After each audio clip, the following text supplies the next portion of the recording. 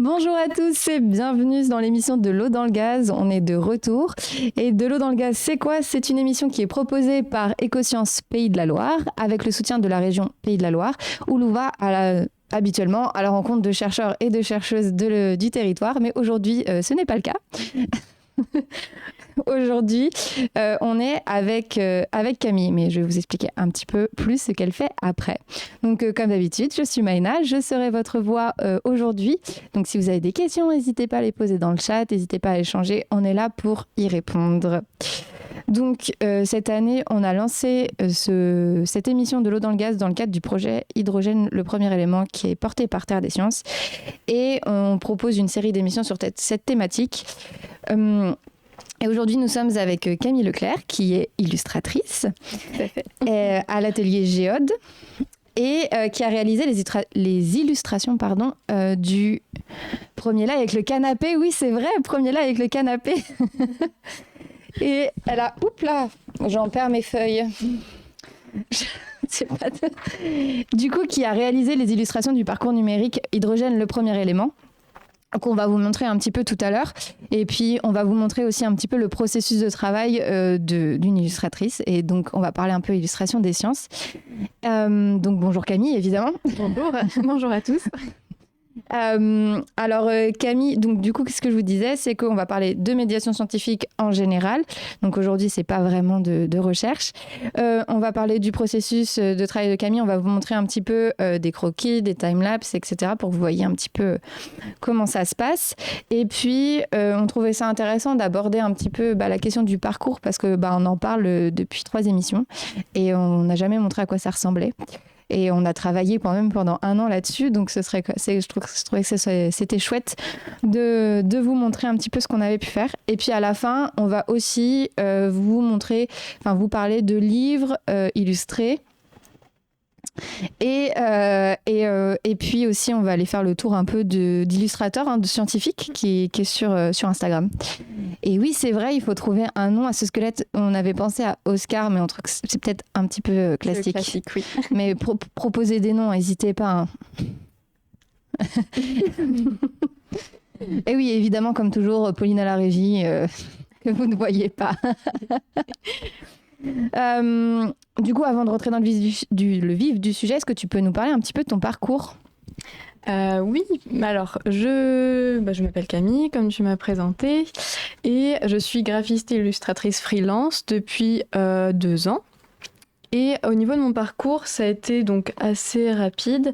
Parce que directement après mon bac, donc j'ai fait un bac général mais littéraire avec option art plastique, spécialité art plastique, je me suis directement orientée vers les arts appliqués et je suis allée à l'école LISA Rennes, donc l'Institut national des arts appliqués, où j'ai fait 1 année de prépa, puis 2 ans pour avoir après mon bachelor, donc bachelor en design graphique avec spécialité illustration. Et après ce bachelor, je me suis directement lancée en freelance du coup. Et donc voilà, ça a été assez rapide, mais j'ai rapidement su que je voulais être illustratrice. Du coup, ça a été plutôt une évidence. Voilà. Mais du coup, direct comme ça, te lancer en freelance, ça n'a pas été trop compliqué parce que c'est quand même, il y a quand même de la concurrence sur ce marché-là. C'est vrai que la question s'est posée, comme en plus avec l'école, il y avait quand même un cursus de master qui pouvait être complémentaire avec le bachelor. Mais c'est vrai que je me voyais plus travailler solo. Je sais que le master, c'était aussi pour manager des équipes. Et ouais, je savais que moi, je voulais faire un petit peu mon petit bout de chemin toute seule. Et je savais que le freelance, c'était vraiment une bonne option pour moi. Mais c'est vrai qu'au début, voilà, je me suis dit, on va y aller doucement. Je sais que ça peut prendre du temps. Et oui, ça a mis quelques mois, mais voilà, après on a pu créer des choses ensemble et c'était super chouette. Oui, parce que là, du coup, ça y est, t'es bien lancé, t'as pas mal de missions, ça arrive à... C'est ça. Ça prend, quoi. Tout à fait. Les premiers mois, j'ai eu un job à côté à mi-temps parce que voilà, il fallait quand même faire autre chose à côté. Mais là, ouais, en effet, depuis quelques mois, je suis 100% indépendante et ça fait super plaisir. Trop chouette. Bah oui, c'est trop chouette. En tout cas, moi, je suis super contente pour toi parce que c'est vrai que on va voir après, mais moi, j'aime beaucoup ton travail. Je l'ai repéré sur Instagram en fouillant, en cherchant comme je fais habituellement et vraiment je me suis dit c'est trop bien, il faut vraiment qu'on on voit si on peut pas nous faire une proposition pour le projet. Et je pense aussi, en plus, ça correspondait un peu aussi clairement à nos attentes en termes d'illustration pour faire de la médiation. Et donc, clairement, je ne voyais pas quelqu'un d'autre. Enfin, évidemment, on a rencontré d'autres illustrateurs, mais c'est vrai que voilà. Et du coup, là, c'est vrai que du coup, tu as fait de l'illustration en général. Et moi, je t'ai découvert parce que tu avais un compte Instagram, en fait, où tu fais de l'illustration scientifique, de médiation scientifique. Et pourquoi, en fait, tu as eu envie de faire ça ? Qu'est-ce qui... Tu t'es lancée à faire ce petit compte-là C'est ça. En fait, je me suis lancée juste après mes études. Et du coup, j'avais un peu ce projet de faire des projets personnels avant parce que j'avais pas directement des clients. Et je me suis dit que c'était une bonne manière de produire des choses que je puisse montrer après de potentiels clients. Et c'est vraiment une des premières idées que j'ai eues, c'était pourquoi pas un truc sur la vulgarisation. C'est vrai que j'avais un peu délaissé les matières un peu scientifiques vis-à-vis de mes études parce que j'avais juste pas de matière scientifique avec un parcours plutôt littéraire puis art plastique.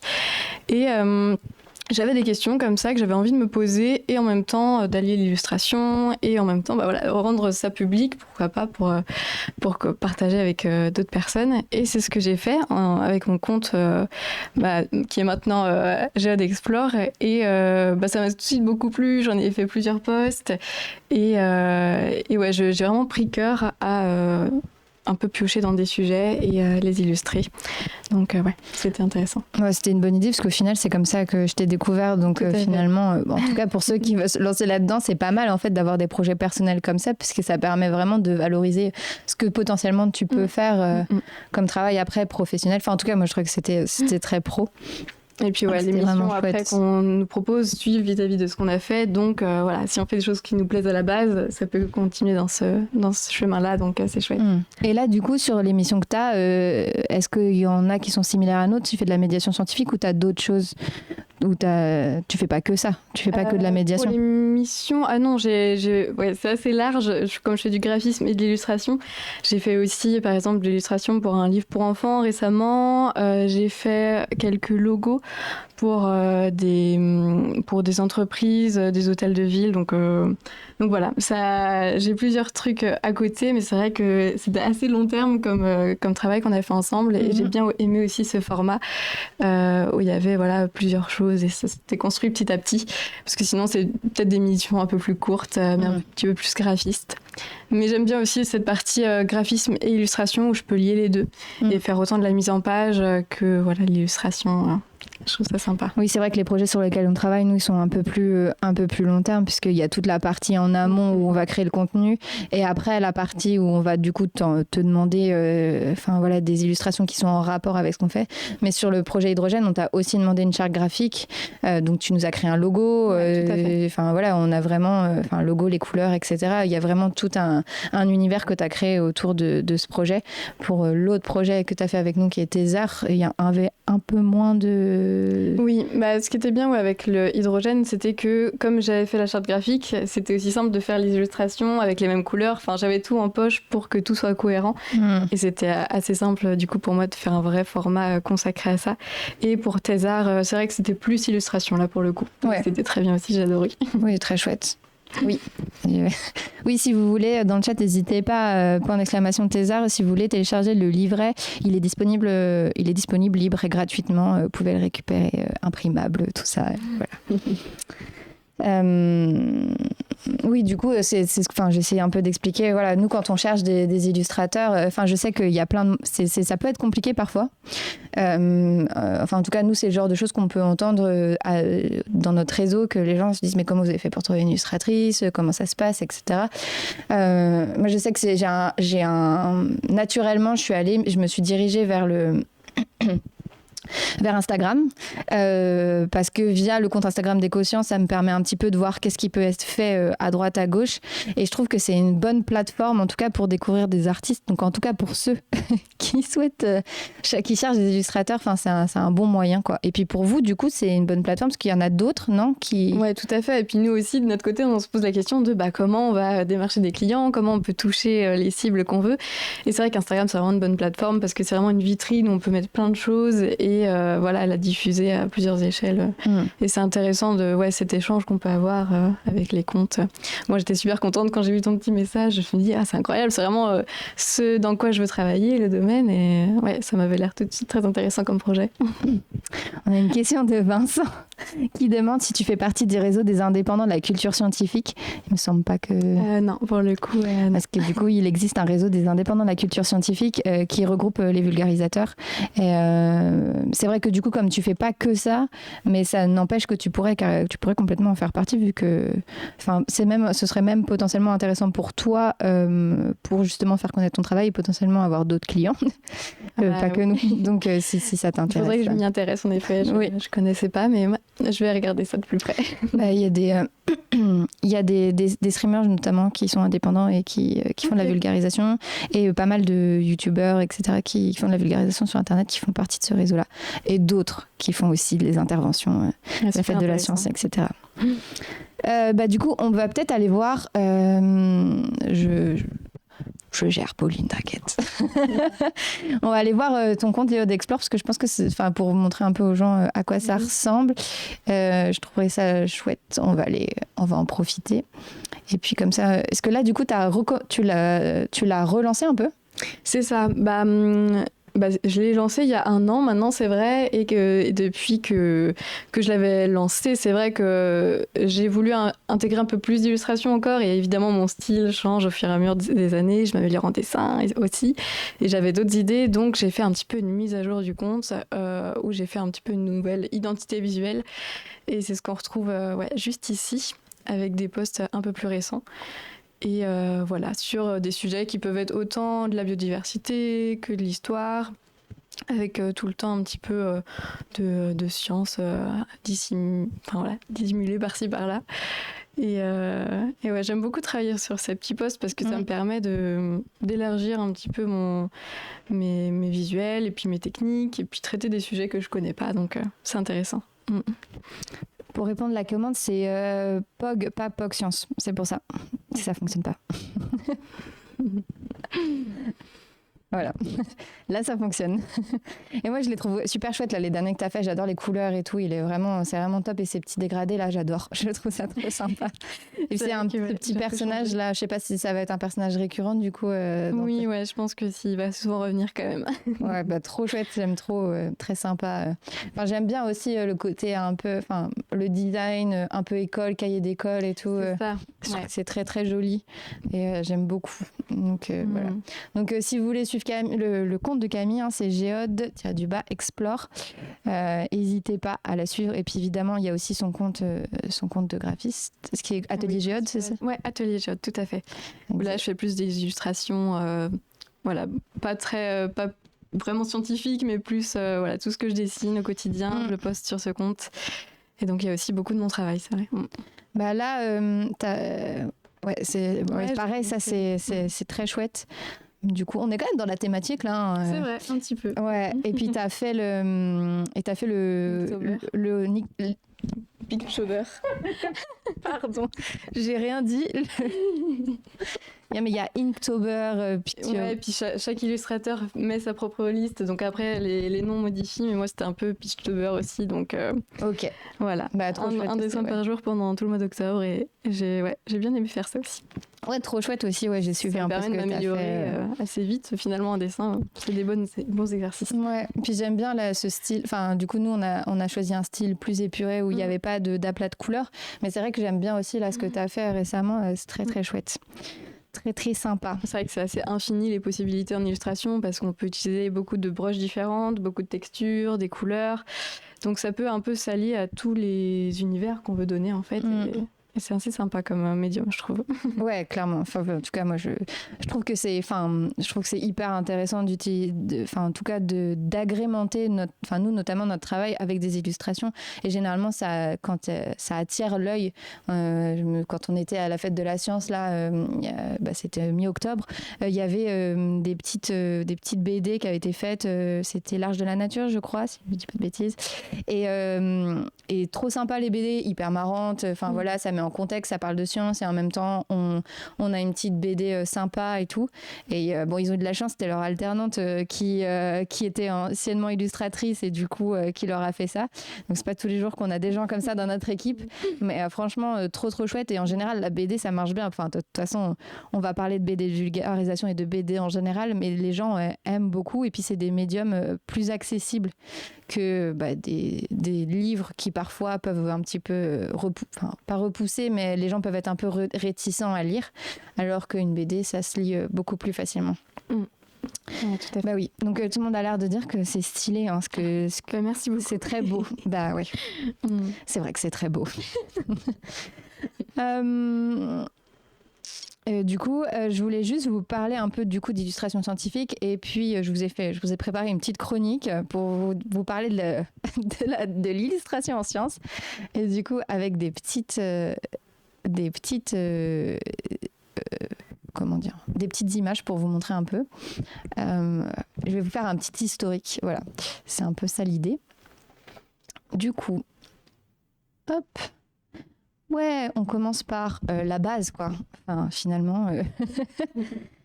Donc, pourquoi est-ce qu'on parle, comme on parle d'illustration scientifique, je me suis dit que ce serait sympa d'expliquer pourquoi on utilise des dessins pour parler de science. Donc, c'est à la fois un outil qui est captivant, c'est ce qu'on disait, c'est que les gens sont généralement attirés par les illustrations. Et ça permet aussi de simplifier des sujets complexes, donc notamment avec des schémas ou ce genre de choses. Donc, par exemple, essayer de comprendre la structure microscopique des cellules, l'anatomie du cerveau. Oui. Ah, il y a une question. On peut revoir le compte Instagram où je fais autre chose en même temps. J'ai loupé l'info. Ah oui, je peux te le remontrer si tu veux. Alors, attends. Il est ici. Tu veux le compte Instagram de les deux ou juste parce que celui-là c'est le compte de d'illustration quoi. Et puis il y a le lien pour le deuxième juste dans la bio si donc, jamais. Atelier Géode. Sinon sinon Pauline elle peut mettre le lien dans le chat. Non c'est le tiret du.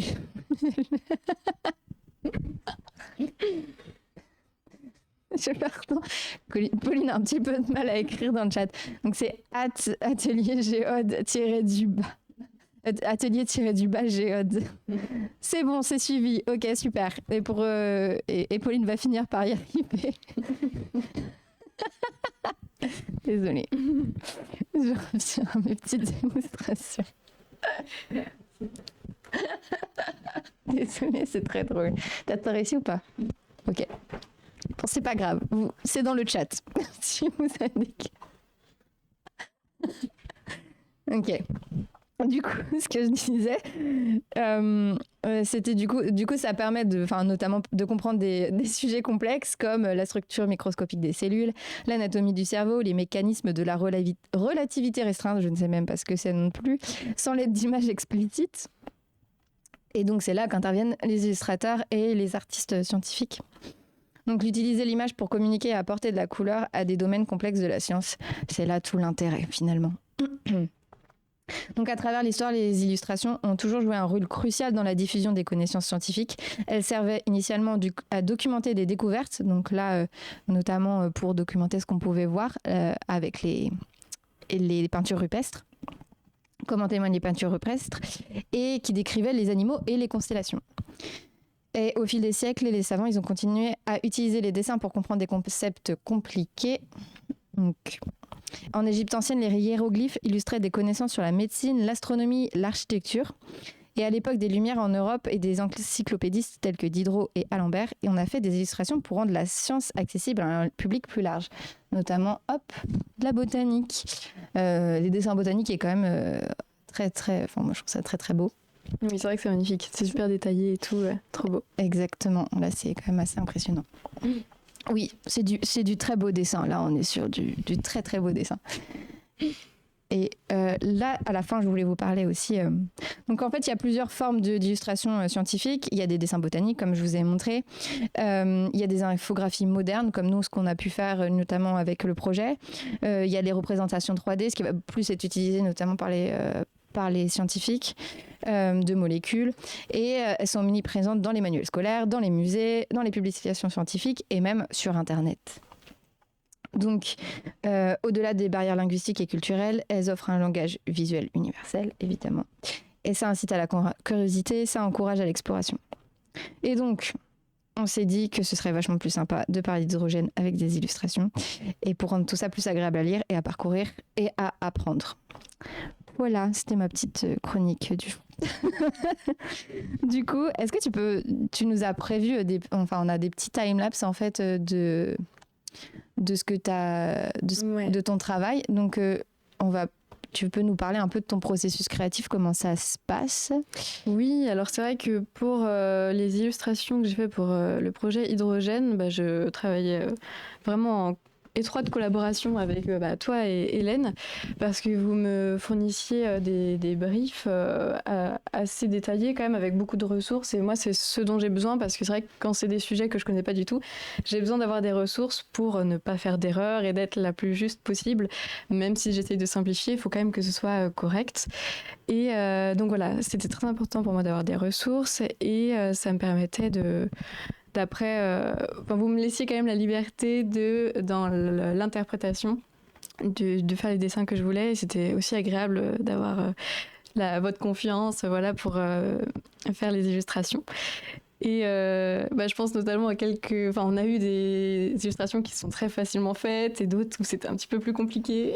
Tout à fait. Je crois que c'est celle-ci. Oui, ouais. Celle-ci était particulièrement compliquée. C'est vrai qu'il y avait beaucoup d'infos et on a eu un peu de mal à mettre en page toutes ces informations et on a dû refaire plusieurs croquis, plusieurs schémas avant d'arriver au croquis final. Et là, on voit toutes les étapes où je reprends les modifications, je reprends les annotations que vous me faites. Mais on a réussi à faire quelque chose que je trouve plutôt cool à la fin. Et quand on était bloqué à ce moment-là, où on savait pas trop où aller, je me souviens que vous m'aviez fait confiance en me disant bon, on repart à zéro et tu essayes de faire un truc qui pour toi te semble bien. Et j'étais repartie sur quelque chose avec des petites fiches. Qui au final est l'idée qu'on a retenue. Donc c'est aussi intéressant dans des situations de blocage comme ça de faire confiance à l'illustratrice pour qu'elle use de sa créativité pour pallier aux problèmes de mise en page. Ah oui, mais celui-là, du coup, il y avait la problématique de mise en page, il y avait aussi la problématique de bonne compréhension du sujet, parce que c'est aussi un sujet qui est compliqué, le cycle de l'azote. Donc toi, tu avais nos retours, mais nous, on faisait aussi appel à nos collègues en interne pour être sûr que ce soit bien compréhensible. Donc en fait, il y avait vraiment un gros travail. Et après, moi, ça a été sur la mise en page du parcours, le remettre en page pour que ce soit clair et que les gens arrivent à suivre facilement, parce que l'idée c'est quand même que ce soit interactif. C'était pas facile. C'était franchement celui-ci, je pense que c'est celui qui nous a donné le plus de fil à retordre. Clairement, on n'était pas sur quelque chose de facile. Mais au final, on a réussi. Je suis plutôt contente du résultat et c'est même un support qu'on peut réutiliser dans un autre contexte, sur d'autres animations aussi. Et puis bon, je pense qu'avec une explication à côté de quelqu'un qui t'explique le cycle de l'azote, etc., ça marche bien. Et puis dans le contexte aussi, après j'ai rajouté des vidéos, une contextualisation, etc. Donc finalement, ça se faisait plutôt bien. Oui. Et c'est vrai que les illustrations étaient faites pour être mises en page avec du texte à côté. Donc c'était qu'une partie finalement du parcours avec toute la mise en page qu'il y avait à côté. Exact. Ça s'insérait dans un contexte plus grand, plus important. Là, en fait, dans ce cadre-là, on parlait de l'utilisation de l'hydrogène et de l'azote dans l'agriculture. C'était, on va le regarder tout à l'heure, mais du coup, ça fait trop longtemps qu'on a travaillé dessus. Mais voilà, c'est l'importance en fait, comment les plantes absorbent l'azote et pourquoi et à quoi ça sert, etc. Celui-là, ça allait, il n'était pas... Ouais, là, j'ai les croquis avec Lavoisier et on voit bien que je mets à chaque fois un côté de mon écran avec les petites références.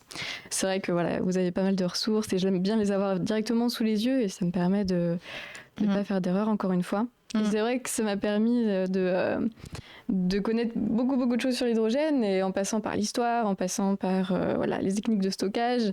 Et c'est ce que j'aime dans l'illustration scientifique, c'est tout ce qu'on apprend en dessinant des sujets sur lesquels on n'aurait peut-être jamais travaillé si ça n'avait pas été ça. Et j'ai appris beaucoup de choses et c'était très sympa. Ouais.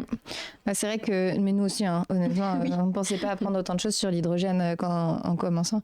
Et puis, c'est vrai que ce qui s'est passé aussi, c'est que quand on a commencé, on avait une petite idée de à peu près combien d'illustrations dont on avait besoin. Et au final, à la fin, on a fini par en rajouter puisqu'on n'en avait pas assez. Parce qu'à chaque fois, on se dit, ah ouais, mais ça manque, et ça manque. Et donc, du coup, c'est vrai que Lavoisier, c'était une des premières, il me semble. Mais ça, c'est la seconde expérience que du coup, il a décomposé l'eau et il a réassocié l'hydrogène et l'oxygène pour former de l'eau. Donc, c'est le principe de l'électrolyse et de la pile à combustible, de l'électrolyse de l'eau tout à l'heure. Donc, ouais. Et ça aussi, on est revenu dessus, hein, il me semble, que c'était pas très... Voilà. Pareil, c'est le genre de dessin où en fait, on va demander quelque chose et finalement, on va revenir dessus en disant « Ah, finalement, on comprend pas trop, il faudrait être un peu plus clair. Là, comment ça, le panneau solaire, le stockage, je comprends pas. » Et justement, c'est notamment grâce à nos collègues qui nous disent... on leur présentait tout ce que tu faisais. Et puis on disait, vous en pensez quoi? Voilà, tout simplement. Oui, c'est vrai qu'il y a eu pas mal d'allers-retours et c'était nécessaire aussi pour arriver au dessin le plus précis possible et qui vous convenait le plus en fonction du sujet. Tout à fait. C'est clair. Et donc là, on voit bien que je commence vraiment par des croquis, mais très vite fait, et que je vais ensuite mettre au propre. Donc c'est plusieurs couches en fait de dessins mis les unes dessus les autres qui me permettent d'arriver à quelque chose qui me satisfait. Et après, je vous envoyais plusieurs dessins. Et ça, tu fais sur tablette, du coup? C'est ça, sur un iPad avec le stylet. J'ai l'application Procreate, si vous voulez savoir. Et moi, je suis très satisfaite de cette appli. C'est d'ailleurs l'appli qui enregistre les timelapses, donc je trouvais ça intéressant de partager ça lors de l'émission. C'est cool, c'est chouette de pouvoir voir un peu tout le processus, les différentes couches... de croquis et tout. Mais c'est vrai que quand on regarde des vidéos de gens qui expliquent comment dessiner, le croquis, c'est quand même une étape hyper importante. On dessine pas au propre directement, en fait. C'est pas du tout. Non. Il y a vraiment plusieurs étapes et ça peut passer par des croquis à la main, sur du papier, dans des carnets, ou sinon sur iPad, directement sur tablette.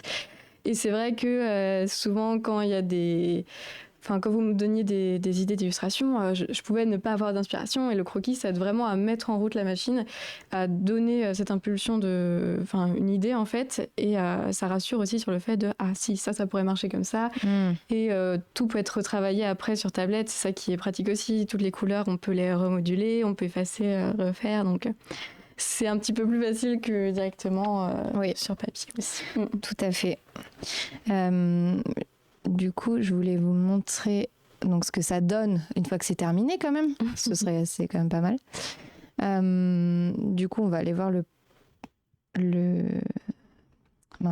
parcours qui est ici, du coup, sur le site Hydrogène le premier élément.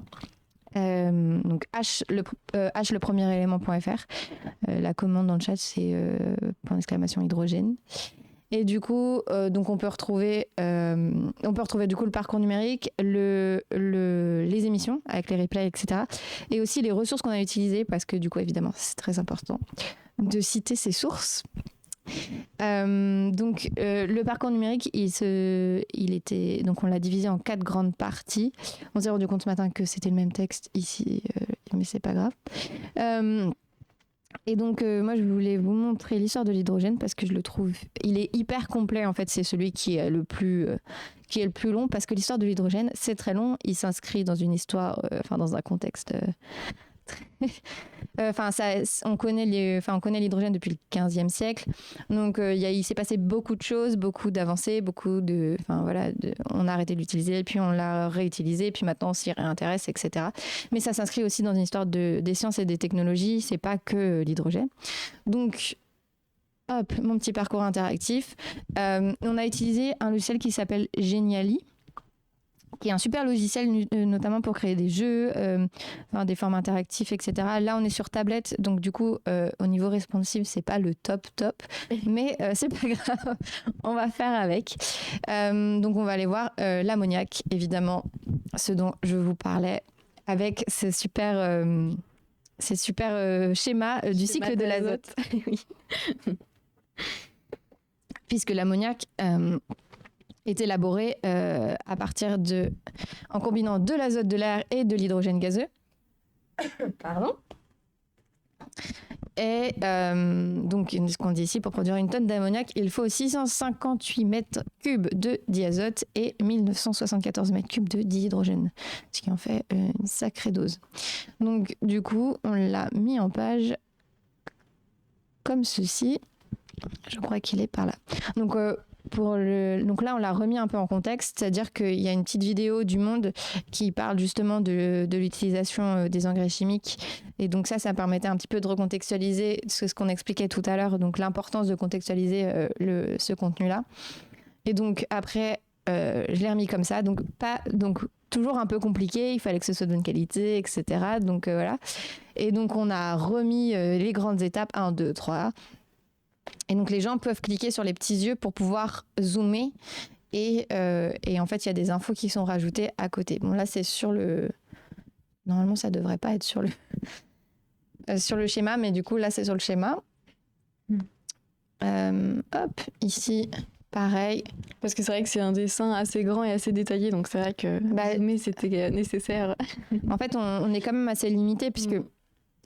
Soit on le fait sur Geniali, mais du coup on peut pas utiliser comme on veut notre dessin et on n'a pas, enfin voilà, on est un peu limité. Soit du coup on réutilise le dessin, mais du coup il faut zoomer parce que il y a plein de détails sur le concept, sur le cycle, etc. Donc il fallait trouver une solution. Donc ça a pris un peu de temps. On a travaillé à ça. Ah oui, on voit pas trop. On a nos têtes dessus. Sinon, Pauline, tu peux enlever juste la caméra pour montrer, peut-être que pour que vous voyez mieux. Voilà. Donc, je remontre. Je sais pas si on avait tout bien vu, mais voilà. Donc oui, l'idée c'est quand même que ce soit interactif. Il y avait celui-ci. Il y avait aussi que je voulais qu'on voit. Non, je me suis trompée. Oui, si, la cartographie que je trouvais chouette, c'est dans cette partie-là. Donc, on a dans cette partie-ci, je sais pas si vous voyez pas, vous nous dites et on enlève la caméra. Donc, hop. Donc là, pareil. Donc là, l'idée, c'était de faire une carte simple de Pays de la Loire et de pouvoir cliquer après dessus. Donc, voilà, c'est... Donc les structures de recherche par exemple. Et donc là, pareil, on a travaillé ensemble. C'est moi qui t'ai demandé celle-ci, je crois. Et donc je la trouve sympa. Moi j'aime bien cette carte. Surtout que c'est pas forcément facile. Au début, j'ai essayé de la faire toute seule. Et en fait, j'aimais pas. Je trouve que ça rendait pas super bien quand c'était moi qui la faisais. Du coup, j'ai fini par te demander. Donc ouais, l'idée c'était d'avoir des petits dessins en plus dessus. Oui, c'est vrai qu'il ne faut pas hésiter non plus à rester simple pour que ce soit le plus facile à lire. C'est vrai que les cartes, on ne sait pas non plus toujours quoi mettre, si on met les routes, si on met toutes les villes ou pas.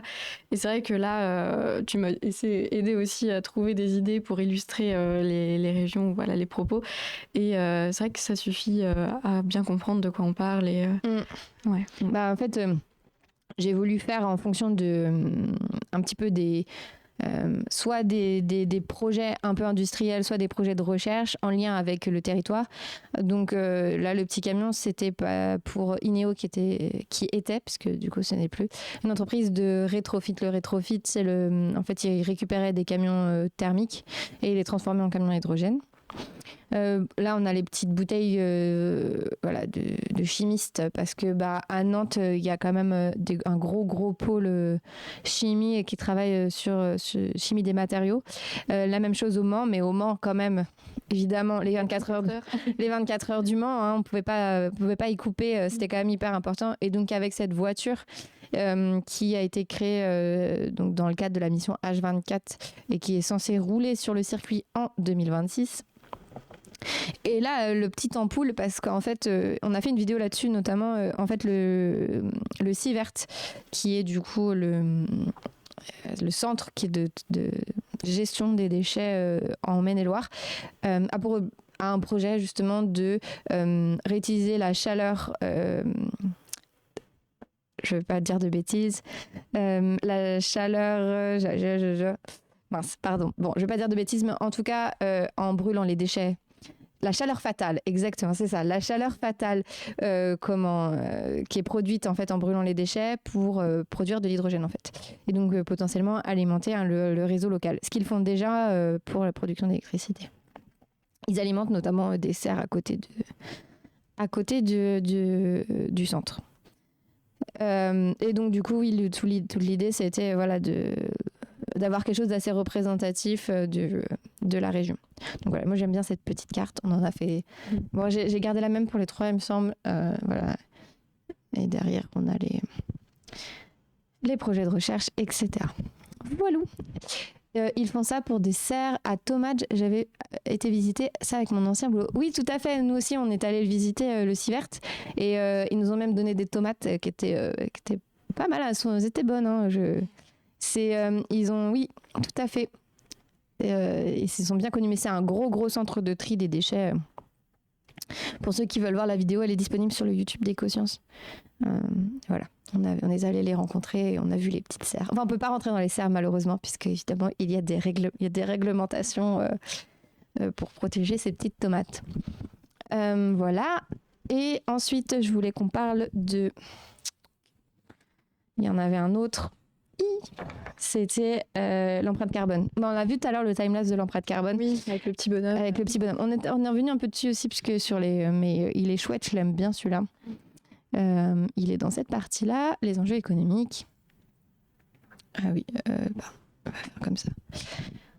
Les enjeux économiques, oui, parce que du coup on s'est dit, on va commencer par parler de l'empreinte carbone d'un Français. Finalement, c'est peut-être un peu la base quand on veut parler des enjeux socio-économiques liés à l'énergie. Puisque oui, nous sommes une société consommatrice d'énergie. Hop. Et donc celui-là, il me semble que c'est Hélène qui t'avait demandé ce travail-là. Oui, il me semble aussi. Voilà, c'est ça. C'est ça. Et là, encore une fois, j'avais eu la liberté de choisir sous quelle forme j'allais représenter l'empreinte carbone. Et du coup, voilà, j'avais pris ce petit bonhomme pour personnifier un peu la chose et qui tient ce petit camembert où on voit vraiment chaque partie. Avec ce code couleur aussi qui souligne le fait de chaque catégorie. Et c'est vrai que je l'aime bien aussi. Ouais, bien. Ce petit français là, je le trouve vraiment sympa. Avec sa petite marinière. Avec sa petite marinière, ouais. C'est vrai que. Et puis bon, c'est vrai que les couleurs s'y prêtaient bien en fait. Finalement, ça fonctionne vraiment plutôt bien. Et là, du coup, même principe en fait, je me suis servi de la base de ton illustration et après à partir de ça, voilà, j'ai travaillé à faire rajouter des informations en plus sur le dessin. Donc à la base, il ressemblait pas à ça parce que j'ai dû le transformer un petit peu. À la base, du coup, ça ressemblait à ce qu'on a montré tout à l'heure. C'est à ça. Donc il est en format un peu A4, c'est ça hein, C'est ça. Et donc moi je passais sur iPad pour faire les croquis puis la mise au propre. Et après j'allais sur InDesign, donc sur la suite Adobe sur ordi pour rajouter le texte que vous me fournissiez. Donc voilà, c'est pour ça que là on va voir que le dessin et puis toute la partie un petit peu mise en page avec le texte qu'on ne voit pas mais qui est après quoi. Oui, parce que du coup, en fait, quand on faisait des commandes, on ne précisait pas forcément. Enfin, moi, j'avais aucune idée de comment allait être le format final. Donc, toi, tu nous proposais quelque chose. Ça a très bien fonctionné. Mais c'est vrai que du coup, comme je savais que ça allait être en paysage potentiellement, mais on arrive quand même à faire quelque chose. À partir de ça. Mais oui, je le trouve très sympa. Je trouve que de toute façon, je trouve que les couleurs qu'on a choisies, elles sont vraiment chouettes. Enfin, je les aime beaucoup. Et c'est vrai que je me souviens quand on avait fait la charte graphique, à la base de la base, on avait discuté des couleurs. Et vous m'aviez énoncé l'idée de quelque chose de plus moderne, plus péchu, de ne pas prendre le verre classique de l'écologie. Exact. Et c'est vrai que je suis très contente aussi du rendu. Ça marche très bien avec les illustrations et aussi avec toute la charte et le logo. Ouais. Donc c'est vrai que oui, on voulait sortir un peu de ce truc du vert écologie. Après l'hydrogène, c'est vrai que quand on pense à l'hydrogène, on pense au bleu. Mais le fait d'avoir ajouté du orange, je trouve que ça rend ça un peu plus péchu, ouais. Et je trouve que c'était très sympa. Voilà. Et puis je voulais vous montrer aussi ce qui peut être fait. En fait, on a du coup, à partir des dessins de Camille, c'est-à-dire que du coup, on a travaillé aussi avec un vidéaste, sachant que Camille peut aussi faire du motion design. Je précise quand même. C'est vrai que tu peux faire ça aussi. Oui, un petit peu. Mais je crois qu'il était plus qualifié. Je sais, c'est que ça faisait pas. Enfin voilà, on a fait appel à un vidéaste. C'est pas du tout le bon compte. Et donc du coup, en fait, qui a mis en forme le travail de Camille sur le stockage, qui est par ici. Donc c'était comment on stocke l'hydrogène. Hop là. Pioupli. Vous voyez tous. Je sais pas si c'est bien cadré ou pas, mais hop. Est-ce que ouais, c'est super. Donc, le réchauffement climatique nous pousse à changer nos modes de production d'énergie. Les éoliennes, le photovoltaïque, la biomasse, l'hydroélectricité et la géothermie sont des alternatives prometteuses aux énergies fossiles. Cependant, les énergies renouvelables comme l'éolien et le photovoltaïque sont des systèmes de production intermittents dépendant de la météo. Pour remédier à cette contrainte, il faudrait pouvoir stocker le surplus d'énergie produite. Et c'est là qu'intervient l'hydrogène qui, en tant que vecteur d'énergie, permettrait de stocker le surplus de production en période de faible demande pour le restituer en période de forte demande. Comment l'hydrogène est-il stocké ? L'hydrogène est un gaz extrêmement léger, 11 fois plus léger que le gaz que nous respirons. Il occupe donc un volume très important, ce qui le rend difficile à stocker. Afin de le stocker et de le transporter efficacement à un coût limité, il faut fortement réduire son volume en augmentant sa densité. Cela nécessite des réservoirs très résistants et donc particulièrement lourds. Le stockage gazeux sous basse pression. Là, à côté. Le stockage gazeux à basse pression est utilisé lorsqu'il n'est pas nécessaire de réduire le volume de stockage. À côté. Ici, les panneaux photovoltaïques... Voilà, ici, il faut que tu baisses. C'est mieux comme ça. Attends. C'est bon, ça marche. Oui, on peut couper le son de la vidéo sinon. Oui, du coup, c'est sur cette partie-là. J'ai mis sur pause ou non, c'est bon, ça marche. Et donc voilà, et donc c'est Mathieu qui l'a fait. Oui, c'est bon, oui, ça marche, je sais. Et voilà, donc cette vidéo, on a juste repris les dessins de Camille et si je lui ai demandé notamment je t'avais demandé de refaire du dessin sur ça. Oui, quelques détails en plus. Et c'est vrai que j'ai dû aussi, moi de mon côté, bien ranger tous mes calques, tous mes fichiers, parce que voilà, je savais que ça allait passer entre les mains de vidéaste et c'était important aussi que ce soit facile pour lui. Ouais. Mais c'est le genre de choses que tu peux faire aussi, notamment. Ah oui, complètement. Et c'est vrai que les illustrations s'y prêtaient plutôt bien à être animées, avec ces informations en plus et ces deux voix qui racontent. C'est vraiment très chouette. Ouais. Elle est chouette, moi je l'aime bien celle-là. Puis bon, en fait, c'était surtout, on a voulu faire cette vidéo-là parce que, en fait, en faisant des recherches sur Internet, non, c'est pas Camille qui n'a fait les animations, c'est Mathieu qui a fait les animations. Et on n'a pas trouvé de vidéo en fait sur comment on stocke l'hydrogène. Et donc du coup, on s'est dit que ce serait pas mal de faire quelque chose nous-mêmes, qui est un sujet qui est un peu compliqué parce qu'il y a plusieurs formes de stockage, etc. Donc voilà, donc ça notamment sur l'hydrure, qui est justement une forme dont on parle pas trop dans le parcours. Voilà. Et donc évidemment, le nom du site, n'hésitez pas à aller vous découvrir l'hydrogène. Voilà.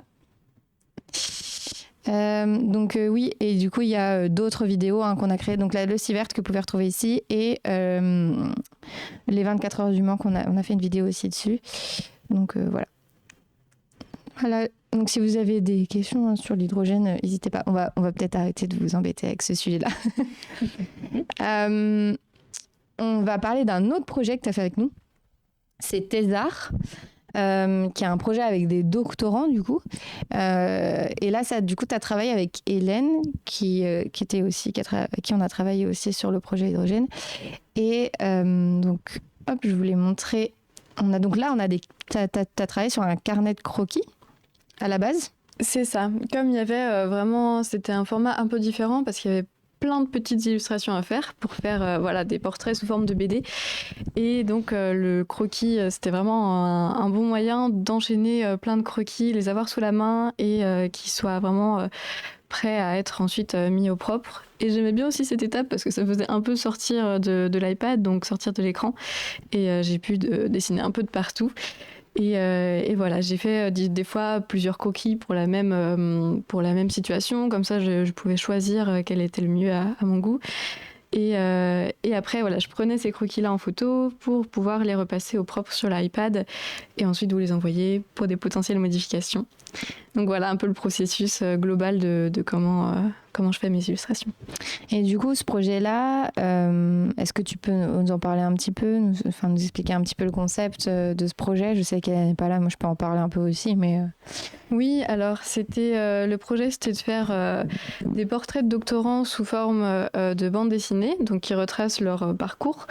Et donc, c'est vrai qu'on a beaucoup travaillé avec Hélène parce qu'elle m'a fourni un texte et avec quelques idées d'illustration parce qu'il fallait illustrer certaines scènes de vie, par exemple. Et voilà, donc elle avait des idées, tout à fait. Ce genre de choses.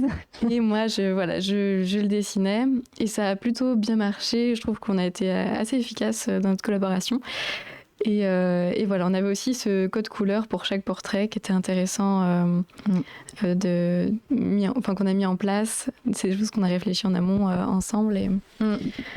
Et donc voilà, ça nous a donné à la fin 5 portraits. Donc je suis passée par le croquis, le dessin, puis après il y avait toute une partie mise en page où j'ajoutais tout le texte pour former la BD finale. Et voilà, après qui a été diffusé sur différents supports, autant en papier qu'au format web. Oui, c'est un support qui a été utilisé, notamment à la Fête de la Science, parce que du coup, ces doctorants, c'est des doctorants en juin. En fait, l'idée est venue, c'est pour faire un petit peu le retour sur le projet. L'idée est venue, donc on va en parler après notamment, c'est qu'il y a une petite BD qui est créée tous les ans lors de la Fête de la Science qui s'appelle Science en bulle. Et donc, en fait, les doctorants peuvent postuler, d'ailleurs, Oui, ils sont dans notre décor, juste là. Donc, la dernière, c'est sport et sciences, puisque cette année, la thématique de la Fête de la Science, c'était le sciences et sport. Ça, celle d'avant, je ne sais plus, c'est quelle année. Et j'ai aussi avec moi celle de l'année dernière, qui était sur le réveil climatique. Je ne sais pas si... Petite BD. Et celle-ci, c'est quoi? Vas-y, regarde la thématique. Science en bulle. Peut-être qu'il n'y avait pas de... Ça fait quelques années que ça existe. Et je pense que celui-là n'avait pas de thématique particulière. Ce qui explique... voilà. Et ça, c'est une BD qui est disponible gratuitement chez votre libraire pendant la Fête de la Science. Donc, vous pouvez... Enfin, pas tous les libraires, mais une grande partie des libraires.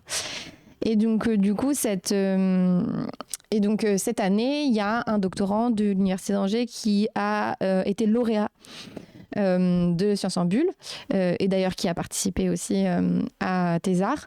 Et en fait, il y a eu d'autres postulants à ce projet-là, à Sciences en bulle, et Hélène et puis l'Université d'Angers se dit ce serait chouette de permettre quand même à ces doctorants aussi de faire un projet similaire. Alors, ce n'est pas exactement la même chose, mais voilà, oui. Alors, dans Sciences en bulle, ils vont parler vraiment, ils parlent de leur sujet de recherche, il me semble, et de leur démarche scientifique. Là, on parle un peu aussi de qui ils sont, etc. Il y a un petit portrait quand même. De leur parcours et aussi de comment ils en sont arrivés là, leur vie. Et c'est intéressant parce qu'on voit que tout est plus ou moins lié vis-à-vis de leur histoire, leur parcours. Et c'est intéressant aussi de voir comment ils en sont arrivés à ce sujet de thèse, etc. quoi. Oui, et d'ailleurs, ils sont 5, et il y a notamment aussi des étudiants étrangers qui viennent faire leur thèse ici. Et ça, c'est chouette aussi, ça permet de montrer un peu la diversité qu'il peut y avoir des doctorants dans les laboratoires. Et donc du coup, parallèlement donc, ce projet-là, vous l'avez fait, vous l'avez dessiné. Et nous, durant la fête de la science, il y avait toute une salle dédiée à ce projet-là. Et il y a eu un petit escape game qui a été créé autour de ces BD. Et ça a très très bien marché. Les gens avaient l'air super contents. Donc c'est très très chouette. Et ouais, c'est un super projet. Je pense que, enfin voilà. Donc là, on voit un peu. Non, ça c'est nous, ça. Ça c'est Hydrogène, ça. Oui, ça c'est. Et donc voilà. Un peu la mise en page de. Voilà, je fais vraiment des croquis vite fait pour me rendre compte de quelle place va prendre telle illustration et aussi vis-à-vis du texte que j'avais à placer. Et là, on retrouve un petit peu les touches de couleur que je mettais dans chaque portrait pour avoir ce code couleur de un portrait, une couleur. Donc, je crois qu'il y a des timelapses aussi. Tu m'as envoyé, ouais. Donc, ah oui, et là, c'est les formats un peu finaux. C'est ça. Là, on est sur en fait les planches que je fais où je place les illustrations et où je mets des petites lignes pour le texte, mais que j'enlève ensuite puisque je vais faire la mise en page sur un autre logiciel. Mais voilà, là, c'est vraiment la dernière étape finalement avant la mise en page où j'essaye de tout caler pour que tout rentre. Et c'est vrai qu'il y avait parfois beaucoup de textes, mais on a réussi à tout caler. Ouais, c'est pas toujours facile. Et puis je pense que, certains ne se rendent pas compte en fait de la quantité de textes parce qu'il me semble que du coup, ça a été écrit avec les doctorants, c'est eux qui écrivaient. Et en fait, des fois.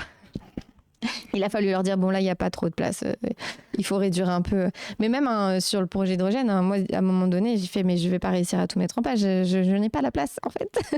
Et c'est pas facile, en fait, de vulgariser. C'est pas un exercice facile, ça demande... pour ça, l'esprit de synthèse qui est vraiment... Oui, enfin, il faut l'avoir parce que c'est vrai que... Ouais. Et il y en a certains qui trouvent aussi que, en fait, ils dénaturent un peu leurs propos parce que, en fait, c'est pas exactement ça, c'est plus précis, il y a plus d'informations, etc. Mais sauf qu'en fait, le public, déjà, potentiellement, il va pas tout comprendre. Et puis, en plus, il y a certains termes qui ne sont pas forcément nécessaires, en tout cas, dans le propos vulgarisé de la médiation. Et donc, mais du coup, c'est aussi un travail hyper intéressant pour eux puisque, du coup, ils apprennent justement à faire ça. Et puis derrière, ils sont super contents puisque tu te disais qu'ils ont repartagé, etc. Il y en a qui étaient... Oui, ouais, j'étais super contente des retours que j'ai eus, en tout cas, que des retours positifs. Et comme j'ai pris beaucoup de plaisir à moi aussi dessiner toutes ces petites planches, c'est vraiment un projet... c'était une belle collaboration qui a bien marché. Ouais, en espérant que ce sera renouvelé. Ouais, j'espère aussi. Mais en tout cas, moi aussi, j'ai eu des super bons échos auprès d'autres doctorants qui n'ont pas participé au projet et qui ont trouvé que c'était super, Mais en général, quand on leur dit, si vous voulez, ça vous intéresse de faire de la médiation, on peut peut-être faire des BD, des choses comme ça. Ils sont ah ouais, ça c'est pas mal, ça m'intéresse, comment on fait ? Demandez à votre laboratoire si c'est possible, mais nous on vous accompagne, il n'y a pas de souci. Donc voilà, ouais, trop chouette. En tout cas, donc celui-là c'est Bastien qui, ouais, tout à fait. Qui a aussi participé à Science en Bulle. Celui-là ça doit être lui aussi. Je crois qu'il y avait les croquis aussi que je mettais au propre. Je ne sais plus ça. Oui, voilà. Là, on voit les exemples où en fait, je prends juste en photo mon carnet de croquis et je repasse au propre. Et après, c'est toutes ces illustrations que je mets en page. Très chouette. Donc voilà, là, ça vous donne quand même clairement une belle idée. J'ai pas en fait ramené les supports parce qu'on les a en support papier, mais du coup j'ai pas du tout pensé à les ramener pour montrer ça. Et du coup on continue puisqu'on continue à parler illustration puisqu'on est là pour ça. On a préparé une petite liste de plein d'illustrateurs et de BD et on va essayer de faire un petit tour avec vous. On a encore un peu de temps devant nous quand même. On a encore pas mal de choses à se raconter. Du coup, oui, alors, hop, on va aller sur Instagram. Et du coup, on s'était dit... Donc, toi, ta sélection, c'est des... Alors, il y a des illustrateurs scientifiques, mais il y a aussi de la BD. Et donc, du coup, on va parler de d'autres trucs. Et c'est vrai qu'en fonction du format aussi, il y en a qui font de la BD papier, il y en a qui... Il y avait pas mal de comptes qui m'ont inspiré sur Instagram, qui faisaient vraiment du format Instagram, pour le coup, avec tout ce que ça implique, avec différentes slides, des formats différents, en fait, mais qui sont super intéressants, je trouve, sur les réseaux sociaux. Alors, il y en a peut-être que vous connaissez. Et ah oui, mince, je suis pas encore... Pardon, j'arrive. Voilà. Il y en a peut-être que vous connaissez. Lui, je pense qu'il est quand même pas mal connu dans le milieu. Voilà. Et alors, je l'ai vu passer déjà. Mais là, du coup, on est vraiment sur de la vulgarisation et tout. Ça, c'est très, très chouette. Donc, si vous voulez les retrouver, donc Science et Dessin, il s'appelle, il est quand même assez connu. On a quand même 3290 abonnés. Et il fait un peu le même format que toi, en fait. Sur des slides. C'est ça. C'est de la BD un peu, là. Il y a aussi un peu, en effet, cet aspect BD avec des petits textes, des personnages qui parlent. Et c'est vrai que c'est très intéressant aussi, son contenu. Ouais, très très chouette. Il y avait du coup Influence aussi. Et Wamki nous a aussi proposé d'aller voir une vidéo, donc on pourra aller voir ça tout à l'heure aussi, si vous voulez. Donc Influence, ou c'était plus dans le... Je sais pas lire. Dans le contexte. J'ai Influence. Voilà, c'est ça? Ouais, c'est ça. Vas-y, dis-nous. C'était un petit peu dans le contexte de prendre des sujets et de les décortiquer. Donc là, c'est un petit peu moins illustré, mais il y a quand même cet aspect texte avec une illustration pour accrocher. Ouais, donc pareil, un peu comme ce que tu peux faire toi. Donc là, on n'est pas du tout sur une illustratrice, je pense pas. Enfin, je sais pas. C'est un petit peu plus graphique, comme travail. Ouais. Mais du coup, ça a l'air, c'est sympa aussi. Donc je pense qu'elle doit faire de la vulgarisation. Enfin, ça a l'air en tout cas, vu son profil. Oui, elle dure environ 15 minutes la vidéo, de la boîte à curiosité pour info. Est-ce qu'on a 15 minutes devant nous? C'est ça la question. Est-ce qu'on va react à une vidéo de 15 minutes? On va voir. Alors. Ensuite, il y avait le compte aussi Après l'effondrement, qui est vraiment super beau, je trouve. Oui, il est très beau. Mais là, on est vraiment sur de la prise d'infographie un peu. Ouais, c'est ça. Mais ça permet de voir aussi les différentes façons de parler du sujet. Donc en effet, c'est moins illustré, mais il y a ces petits pictos, il y a ce texte qui est mis en page et qui est vraiment, moi je le trouve magnifique ce compte. Ouais, il est vraiment très très chouette. Je suis d'accord avec toi. Puis j'aime bien les infographies et puis en plus c'est toujours très très très intéressant ce qu'il peut faire. Notamment sur Twitter aussi, il fait des fils informatifs qui sont très très chouettes. Donc je le recommande aussi pour les gens qui souhaitent lire, aller voir un peu ce genre de sujet. Nous, on est plutôt sur un volet vraiment écologique, un peu même, parfois un peu militant. Oui. Voilà. Ensuite, il y avait France TV Slash aussi. Ouais, alors pourquoi ce compte du coup? Je sais qu'il y a, je les vois pas mal sur mon fil, et ils prennent différents styles, en fait, différents illustratrices, ou parfois ils utilisent même de la 3D ou autre, et du coup je trouve ça intéressant de montrer qu'on peut varier les styles, mais pour autant avoir une même trame. Une cohérence, ce qui n'est pas toujours facile sur Instagram d'avoir une cohérence graphique sur un compte. Mais oui, c'est vrai que c'est chouette. D'ailleurs, en parlant de ça, qui embauchent des illustrateurs et des illustratrices, c'est en termes de... Je parle en vraiment vulgarisation scientifique. C'est curieux. Je ne sais pas si tu connais ce compte. C'est la région de Nouvelle-Aquitaine.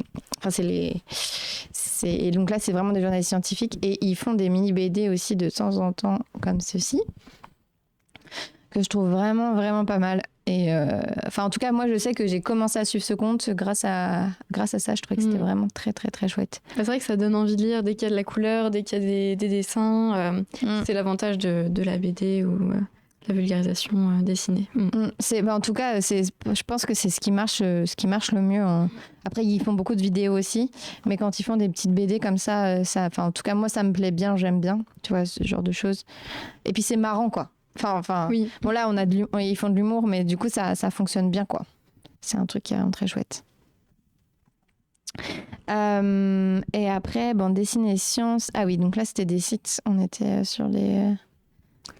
Ouais, j'avais quelques auteurs que j'aime vraiment beaucoup, dont j'aime les dessins, et donc ils font des bandes dessinées qui peuvent être des fictions. Donc là, je pense à Orpheus.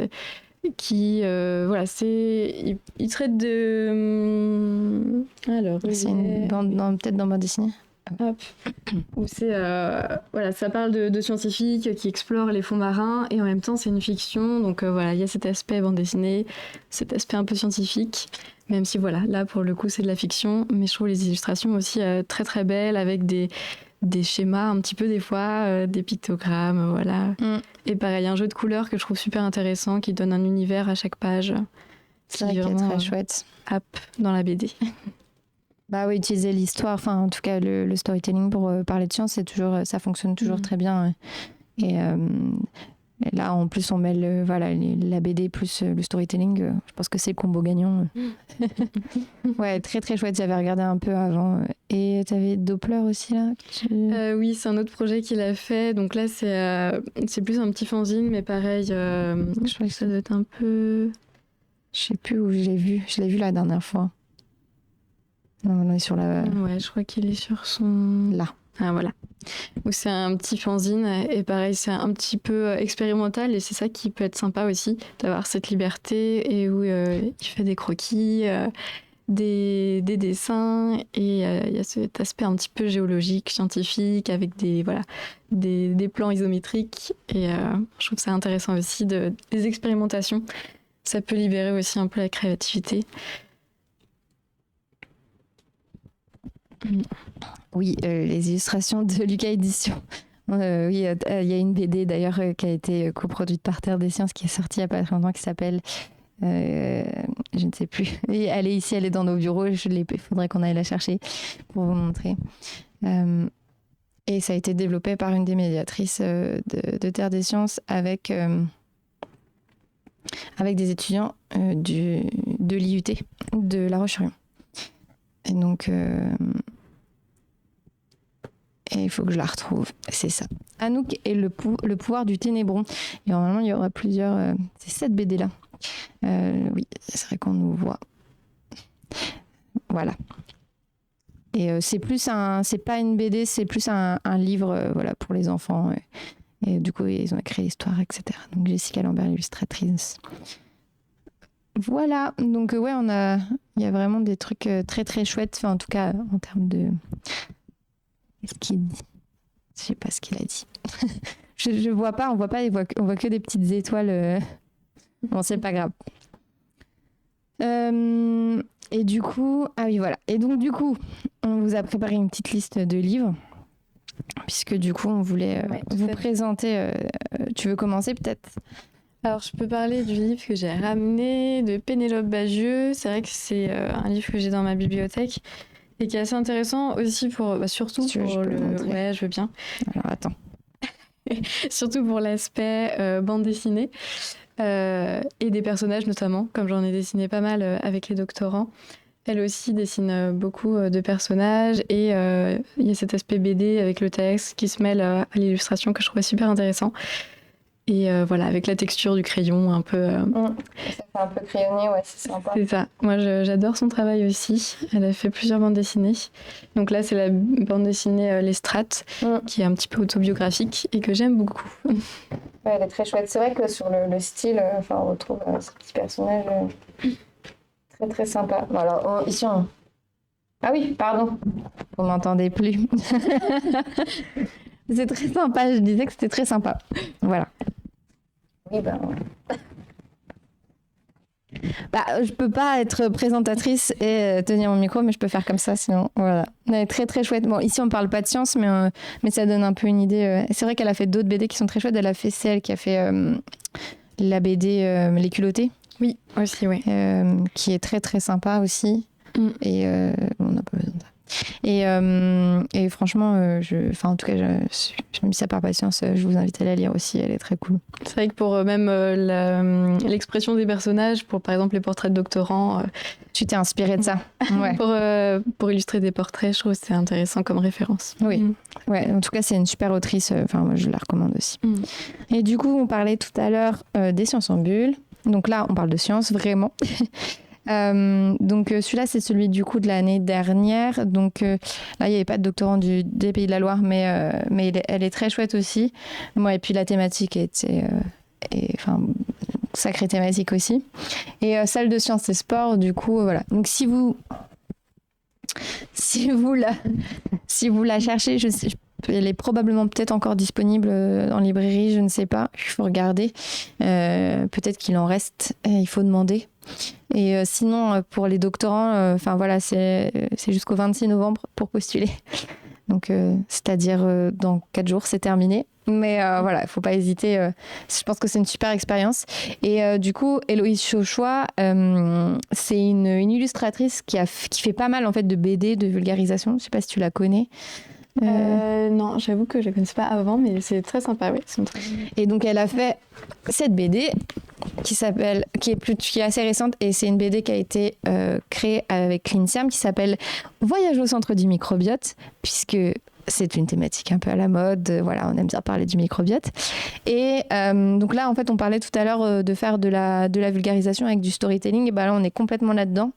En fait, c'est une équipe de journalistes qui sont invités sur une île qui est clairement un corps humain.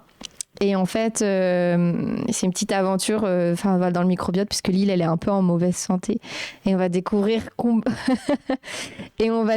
un peu comment l'importance du microbiote. Et on va aller au centre de l'île, au centre de la Terre pour découvrir le corps humain. Et elle est très très chouette. Et d'ailleurs, petite info pour ceux qui sont là, la semaine prochaine, en partenariat avec l'INSERM, Écosciences vous en fera gagner 3. Donc le concours il sera sur le compte Instagram, donc abonnez-vous et restez au courant, parce que si vous voulez gagner cette BD, c'est la semaine prochaine. Donc voilà. Et elle est disponible dans nos bureaux aussi. Et l'autre dans lequel je voulais vous parler, que j'aime beaucoup aussi, c'est celle-ci, c'est Les Oubliés de la Science de Camille Vambel, qui est une illustratrice qui est journaliste scientifique à la base. Et elle travaille chez Science et Vie Junior. Et elle fait régulièrement en fait, des petites BD sur des scientifiques oubliés. Alors, Si tu veux, je peux te tendre le micro. Oui, tu peux me tendre le micro. Et donc, et je la trouve... en fait, c'est à partir d'anecdotes de vie de ces chercheurs scientifiques. Et parfois, ce n'est même pas des scientifiques, c'est juste des oubliés de la science. C'est des gens qui ont participé indirectement à faire avancer la science. Notamment une jeune femme qui en fait on a utilisé son ADN dans des recherches scientifiques, et donc du coup cette personne en fait a participé indirectement à une découverte scientifique, mais a été complètement oubliée. Et aujourd'hui, il me semble que d'ailleurs ce don à la science est encore utilisé. Il faudrait que je le retrouve dans le nombre incalculable de portraits qu'il y a. Mais en tout cas, alors elle continue à en faire tous les mois. Je crois que ça sort tous les mois sur Science et Vie Junior. Elle continue à faire des BD, elles sont vraiment très chouettes, c'est très drôle. À la fin, il y a toujours des petites ressources en plus. Je ne sais pas si vous voyez. Il y a toujours des petites ressources en plus. Et si vous voulez aller plus loin. Et ça parle d'hommes, de femmes. Donc voilà, évidemment, il y a souvent plus de femmes oubliées que d'hommes, malheureusement. Mais en tout cas, voilà, je vous la recommande, cette BD-là. Et de lire la BD de Science et Vie Junior, et de suivre Camille Vambel sur les réseaux sociaux, parce qu'elle fait des petites BD trop marrantes aussi. Voilà. Je pense que j'ai fait le tour. Est-ce que tu voulais rajouter quelque chose ? Je pense qu'on a fait le tour aussi. Ça fait une belle collection. Si vous voulez, je pourrais les remettre en avant sur Instagram, comme ça, si vous voulez les retrouver, les BD. Et puis évidemment, vous retrouverez le replay sur YouTube, sur notre chaîne YouTube, si vous voulez les retrouver. Et puis pour ceux qui veulent la gagner, c'est la semaine prochaine sur le compte Insta de l'INSERM, la boîte à gants et Écosciences Pays de la Loire. Voilà. Et merci Camille. Merci à toi de m'avoir accueilli. C'était très chouette, super intéressant. Et puis, j'espère que ça vous a plu, que vous avez trouvé ça intéressant aussi. Évidemment, n'hésitez pas à nous retrouver bientôt sur la chaîne d'Écosciences. On fait un live revue de presse le 6 décembre prochain, et on fait un live construction de robots avec Pauline. Juste avant Noël, le 20 décembre à 14h. On va aller construire des Lego Mindstorm. J'espère que vous avez hâte. Et après, on va les programmer. Et ça, c'est encore mieux. Et puis, à partir de janvier-février, on aura de nouveau des émissions de l'eau dans le gaz avec 2 chercheurs. Mais ça, je vous en dirai plus la prochaine fois. Merci à tous.